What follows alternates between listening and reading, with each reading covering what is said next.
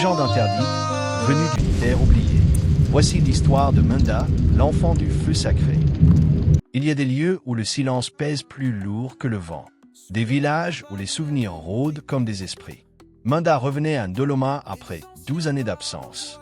Là où sa grand-mère, Yema, l'avait élevé et où la peur s'était installée après sa disparition. Elle ne savait pas encore que les marais avaient recommencé à murmurer et que le feu sacré, en elle, ne demandait qu'à renaître. La maison de Yema était restée intacte. Les murs en argile rouge transpiraient encore les prières anciennes. Sur la natte, une boîte l'attendait. Fermée, vieille, froide. Et au fond de cette boîte, un collier.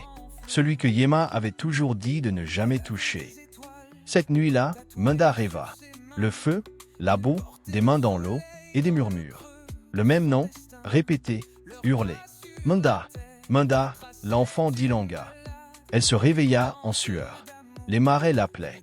Après minuit, comme Yema l'avait toujours interdit. Au lever du jour, Munda courut chez Tata Obazi, le seul ancien qui avait survécu aux dernières disparitions. Ses yeux voyaient le passé. Et dans ses paroles, Munda découvrit sa malédiction. Elle n'était pas maudite. Elle était gardienne du feu sacré. L'esprit du volcan Ilanga coulait dans ses veines. Munda ne dormit pas. Quand la lune fut haute, elle marcha, pieds nus, vers les marais d'Onweli. Car parfois, ce n'est pas la peur qu'il faut fuir. C'est la vérité qu'il faut oser toucher. Et dans l'eau, elle vit son reflet en feu. Les anciens disaient que nul ne franchissait les marais d'Onweli après minuit. Mais Munda, elle n'avait plus peur.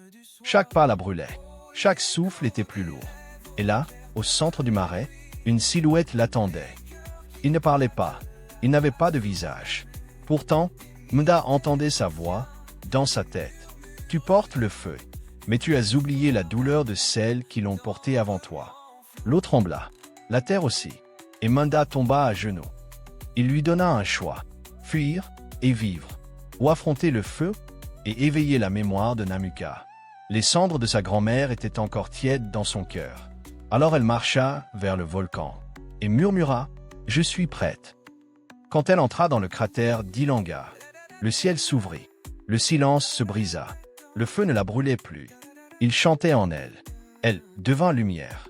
Elle devint gardienne. Et Namuka se souvint enfin de son feu sacré. Certaines vérités se transmettent dans les mots, d'autres dans le feu, la terre et le sang. Munda n'était pas revenu au village. Mais chaque nuit, une flamme veille au sommet d'Ilanga. Et les enfants de Namuka savent qu'elle est toujours là. Si cette histoire vous a touché, abonnez-vous pour découvrir d'autres légendes africaines oubliées. Partagez cette lumière.